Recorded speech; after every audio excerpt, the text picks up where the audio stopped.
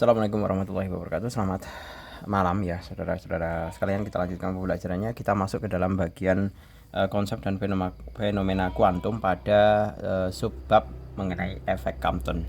Nah, efek Compton itu pada dasarnya adalah mempelajari mengenai bagaimana foton itu ya. Foton itu dia dapat memiliki momentum.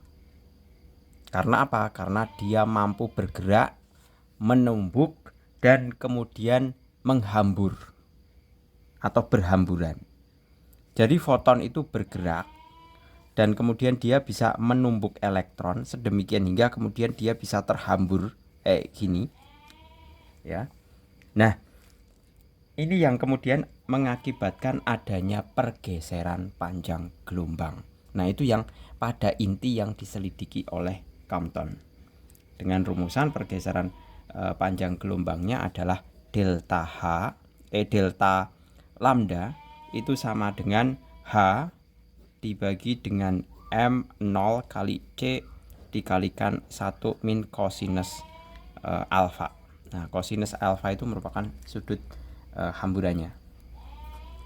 Nah, untuk lebih jelasnya kita bisa uji pemahaman pada halaman 255. Di situ dikatakan seberkas sinar X dengan panjang gelombang 2 Armstrong ketika dijatuhkan pada batang karbon, sinar X dihamburkan ya dengan sudut 90 derajat terhadap arah radiasi datangnya.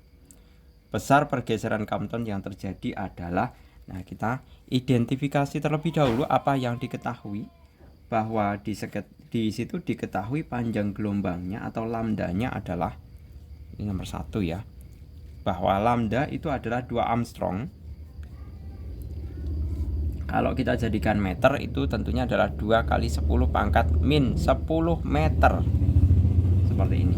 Kemudian sudut hamburannya atau alfa itu adalah 90 derajat. Maka kita bisa hitung kalau masalah C sama H itu kan merupakan nilai konstanta ya, tetapan ya, dimana H itu adalah konstanta Planck. H itu nilainya adalah 6,6 kali 10 pangkat min 34. Itu untuk konstanta Planck. Kemudian C-nya adalah kecepatan cahaya, di mana nilainya adalah 3 kali 10 pangkat 8. Kemudian untuk M-nya adalah tentunya adalah massa elektron.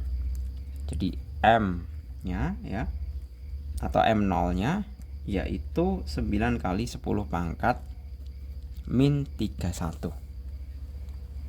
Nah, baru kita masukkan ke dalam rumusan seperti yang di atas yang saya tuliskan itu ya, bahwa delta lambda itu sama dengan H per M0 kali C dikalikan 1 min kosinus alfa seperti ini.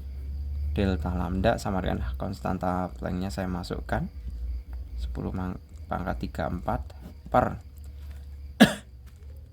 9 kali 10 pangkat min 31 dikali 6,6 nya sudah masuk ya, kali 3 kali 10 pangkat 8 ya. Kemudian dikalikan 1 min kosinus 90 derajat. Nah, kosinus 90 derajat itu jelas 1 ya. Kosinus 90 derajat itu jelas 0. Nah, berarti hasilnya adalah ini aja. Nah, ini aja. Karena ini kan 1 dikurangi 0 kan tetap 1. Ya. Berarti delta lambdanya adalah ini bisa ke atas ya. Kemudian dapat negatif. Ya kan? Hasilnya adalah ini ke atas itu berarti kan plus 31 masih 3. Berarti dapatnya adalah 0,24. Kalau 6,6 dibagi 9 itu kan 0,24 kali 10 pangkat min 34 plus 31 min 8. Delta lambda sama dengan 0,24 kali 10 pangkat ini masih min 3 min 8 berarti min 11. Nah, meter. Nah, kalau misalkan mau dijadikan nanometer ya.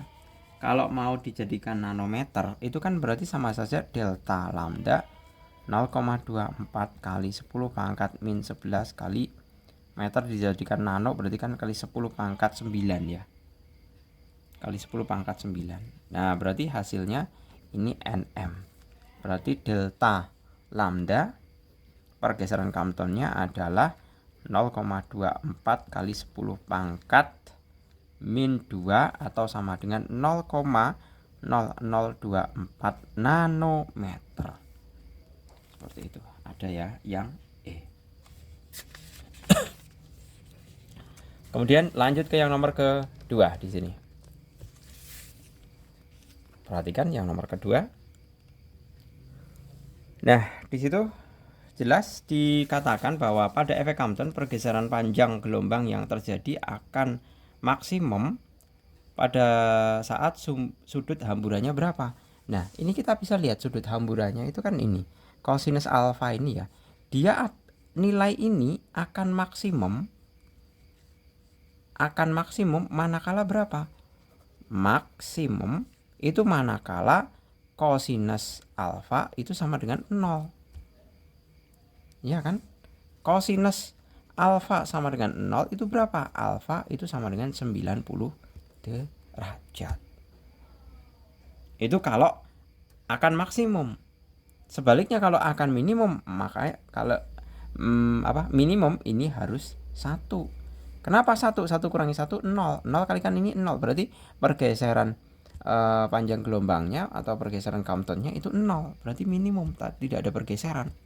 Nah, kalau ini agar maksimum berarti harus alfanya adalah 90 derajat. Seperti itu. Lanjut untuk yang nomor ketiga. Besar momentum foton pada sinar gamma ya, yang memiliki panjang gelombang 0,1 Armstrong. Saya tulis apa yang diketahui terlebih dahulu, bahwa lambda itu sama dengan 0,1 Armstrong. Seperti ini. Nah, yang ditanyakan adalah momentumnya. Momentum itu adalah P. Oh, ini Armstrongnya di convert ke meter ya. Berarti 0,1 kali 10 pangkat 10 ya. Meter itu sama saja. Ini benar ya.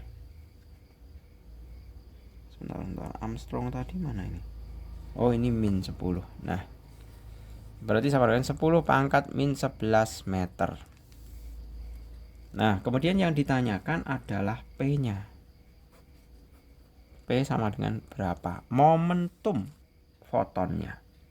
Kita punya rumusan bahwa P itu sama dengan tetapan Planck dibagi dengan panjang gelombang. Tetapan Planck-nya berapa? 6,6 kali 10 pangkat min 34 dibagi dengan panjang gelombangnya adalah 10 pangkat min 11. Ini langsung auto naik ke sini. Itu hasilnya adalah 6,6 kali 10 pangkat min 33 ya. Momentum ini dikurangi 10 kok 33 toh? 23. Nah, 23 kilogram meter per sekon. Di situ ada ya 6,6 kali 10 pangkat min 23 kg meter per sekon. Oke, gitu ya. Saya rasa cukup, semoga bermanfaat. Untuk kelanjutannya mengenai sinar X, berikut juga mengenai difraksi ya, difraksi apa ini nanti? Difraksi kalau nggak salah. Difraksi elektron itu Pak Jul akan bahas pada sesi yang berikutnya. Saya akhiri, semoga bermanfaat. Terima kasih. Selamat sore. Assalamualaikum warahmatullahi wabarakatuh.